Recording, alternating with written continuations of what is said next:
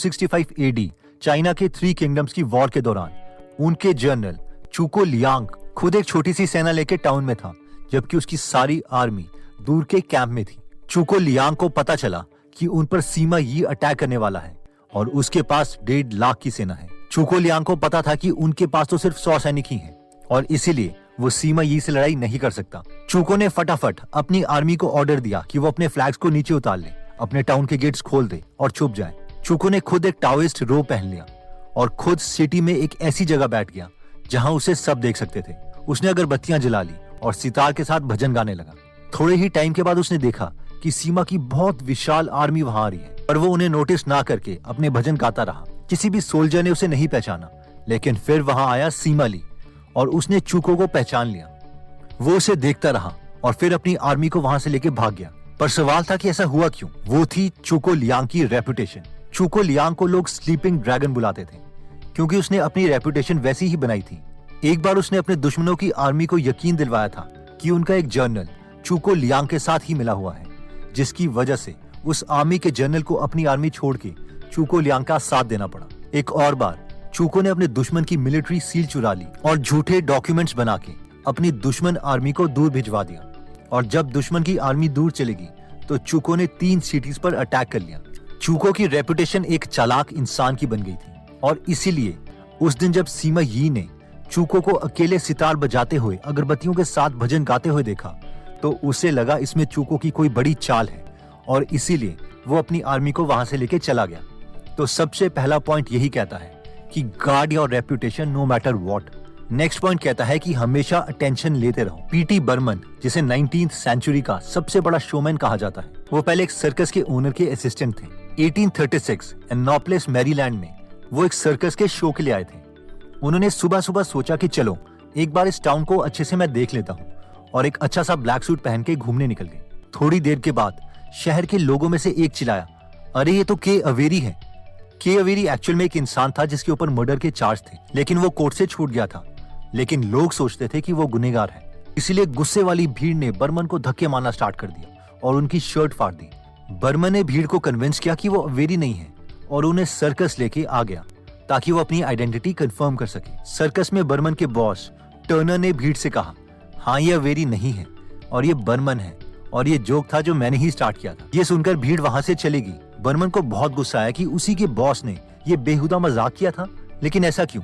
इस पर टर्नर ने कहा, मेरे प्यारे बर्मन, ये जोक मैंने सर्कस को फेमस करने के लिए किया था। इस जोक की वजह से लोग हमारे बारे में बहुत बातें करेंगे और फिर उन्हें हमारे सर्कस के शो के बारे में पता चलेगा। और एक्चुअल में हुआ भी ऐसा ही।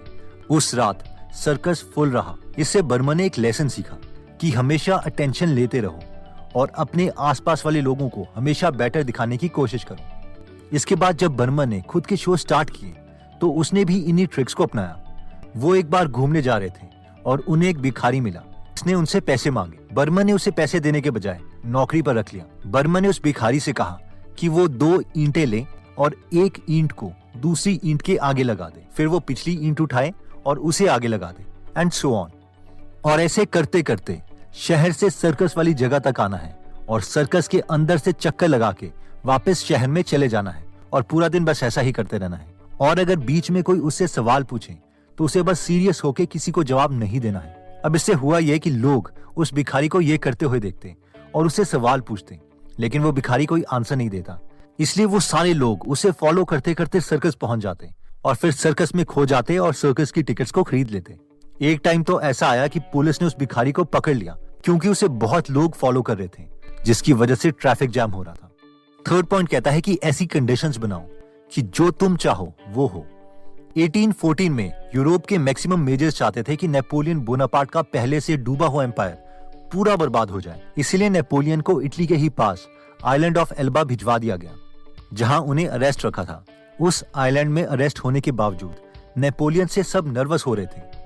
ऑस्ट्रियंस ने सोचा कि इसे एल्बा में ही मरवा देते हैं, लेकिन बाद में डिसाइड किया कि ये रिस्की है। उस साल विंटर्स में अजीब सी घटना हुई।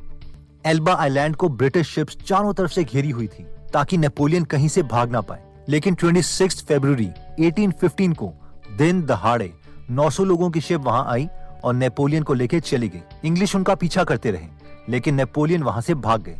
नेपोलियन के लिए बेहतर रहता कि वो यूरोप छोड़ के चले जाते हैं, लेकिन वो फ्रांस वापस आए और साथ में छोटी सी आर्मी लेके पेरिस पर अटैक कर दिया ताकि वो दोबारा से पार में आ जाए। नेपोलियन की स्ट्रैटेजी काम कर गई। वहां पर सारे लोग नेपोलियन के पांव में गिर गए। पेरिस में आर्मी नेपोलियन को अरेस्ट करने आई, लेकिन अपने पुराने लीडर को देख के उन्होंने भी साइड्स चेंज कर ली। नेपोलियन दोबारा से एम्परर बन गए। लोग बहुत खुश थे। किंग जिसने नेपोलियन को रिप्लेस किया था वो कंट्री छोड़ के भाग गया। लेकिन उस साल जून में बैटल ऑफ वाटरलू में नेपोलियन हार गए और नेपोलियन को अफ्रीका के सुनसान आइलैंड सेंट हेलेना में ले जाया गया, जहां से नेपोलियन का भागना बहुत मुश्किल था। एक्चुअली में ये सब प्लान था। नेपोलियन को एल्बा आइलैंड में ऑस्ट्रिया के जनरल कॉलर ने कन्विंस किया था कि अगर वो इस आइलैंड से भाग जाते हैं तो इवन इंग्लैंड के लोग भी इस मूव को वेलकम करेंगे और वो वापस पार में आ सकते हैं, क्योंकि लोग फ्रांस में उन्हें पसंद करते हैं। लेकिन नेपोलियन को ये नहीं पता था कि इन सब के पीछे एक मास्टरमाइंड है, और वो था नेपोलियन का पुराना मिनिस्टर टैलीरैंड। और टैलीरैंड नेपोलियन को वापस नहीं लाना चाहता था और पूरे तरीके से बर्बाद करना चाहता था। जब नेपोलियन को एल्बा आइलैंड ले जाया गया तो टैलीरैंड ने कहा था कि नेपोलियन को बहुत दूर भेज दिया जाए ताकि वो वापस ही ना आ पाए। किसी ने टैलीरैंड की बात सुनी ही नहीं और फिर उसने खुद ही प्लान बनाना स्टार्ट किया। टैलीरैंड जानता था कि नेपोलियन भागने के लिए राजी हो जाएगा, वापस पार में आएगा और वॉर में जाएगा। और क्योंकि उस वक्त फ्रांस की बुरी कंडीशन चल रही थी तो ये वॉर ज्यादा देर तक नहीं चलेगी, और एक्चुअल में हुआ भी यही, और टैलीरैंड का प्लान कामयाब हो गया। नेक्स्ट पॉइंट कहता है कि win through your actions, never through the argument. Athens के इंजीनियर को उसके कमांडर म्यूकियानिस से ऑर्डर मिला कि जल्दी से शिप का बड़ा मास्ट बना के दो ताकि वो परग्यूमस के टाउन पर जल्दी से कब्जा कर सके। जब सोल्जर्स ये ऑर्डर इंजीनियर के पास लेके गए तो इंजीनियर ने उन्हें समझाया कि ज्यादा एफिशिएंट छोटा शिप मास्ट रहेगा, ना कि बड़ा। सोल्जर्स ने उस इंजीनियर्स को बोला कि कमांडर उन इंसानों में से नहीं है जो इस कॉन्सेप्ट को समझना चाहेगा, इसलिए जो ऑर्डर है वैसे ही साइज बनाया जाए। लेकिन इंजीनियर नहीं माना। वो ड्राइंग्स पे ड्राइंग्स बना के दिखाने लगा कि वो इतना एक्सपर्ट है और छोटे से शिप मास्ट बना के कमांडर को भिजवा दिया। उसे लगा कि उसके एफिशिएंट डिजाइन के लिए उसे रिवॉर्ड मिलेगा। लेकिन जैसे ही ये बात कमांडर को पता चली, उसने इंजीनियर को बुलाया और उससे अपने सोल्जर से मरवा दिया। किसी को ये परवाह नहीं थी कि क्या उस इंजीनियर का कॉन्सेप्ट ठीक भी था या नहीं। लेकिन माइकल एंजेलो दूसरे तरीके के इंसान। एक बार माइकल एंजेलो को भी फ्लोरेंस के मेयर पायरो सॉर्डिनी ने कहा कि माइकल एंजेलो जिस स्कल्पचर पर काम कर रहे हैं उसका नाक थोड़ा बड़ा है। माइकल एंजेलो जानते थे कि स्कल्पचर का नोज परफेक्ट साइज का है, लेकिन फिर भी वो अपना हैमर स्कल्पचर के पास लेके गए और प्रिटेंड करने लगे कि वो उसे ठीक कर रहे हैं, बट एक्चुअल में कुछ चेंजेस नहीं किए। तो कॉन्सेप्ट ये है कि your action speak louder than your words, क्योंकि जब भी हम कुछ डेमोन्स्ट्रेट करके दिखाते हैं तो उसमें आर्ग्यूमेंट नहीं होता, ना ही एक्शंस मिस इंटरप्रेट होते हैं। तो दोस्तों, इस वीडियो में हमने 4 तरीके देखे अपनी इंसल्ट का बदला लेने के लिए। ये चारों पॉइंट्स हमें दिखाते हैं कि इंसल्ट का बदला लेने के लिए बेस्ट मेथड है कि पावर ट्रांसफर हो, यानी आपके पास वो पावर आए, और वो होगी 1 अपनी रेपुटेशन बनाए रखने पर। इंसान की रेपुटेशन उससे पहले दूसरी जगह पहुंच जाती है, इसीलिए हमें अपनी रेपुटेशन को उसी तरीके से बनाए रखना चाहिए जो हमारे गोल के लिए बेटर हो। इसमें हमने चाइनीज जर्नल चुको लियांग की स्टोरी देखी कि चुको लियांग की रेपुटेशन की वजह से ही पूरी 1.5 लाख की आर्मी उसे छोड़कर वापस चली गई। अगर उसकी रेपुटेशन वैसी नहीं होती तो हो सकता था वो चुको लियांग का लास्ट दिन होता। सेकंड पॉइंट में हमने देखा था कि हमेशा अटेंशन लेते रहो। अगर हर इंसान हमें इग्नोर कर रहा है तो ऑब्वियसली ये इनसिग्निफिकेंस की निशानी है।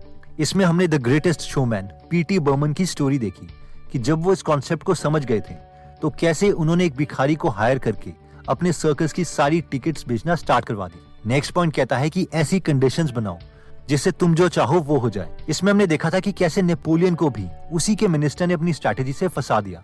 नेक्स्ट पॉइंट था win through your actions, never through your argument. ये पॉइंट कहता है कि बातें सिर्फ टाइम वेस्ट करती है और ज्यादातर आर्ग्यूमेंट को ही लीड करती है। तो अगर रियलिटी में हम कुछ चाहते हैं तो एक्शंस करके दिखाएं, यूजलेस बातें ना करें। दोस्तों, हमने ये सारी बातें रॉबर्ट ग्रीन की बुक 48 लॉज ऑफ पावर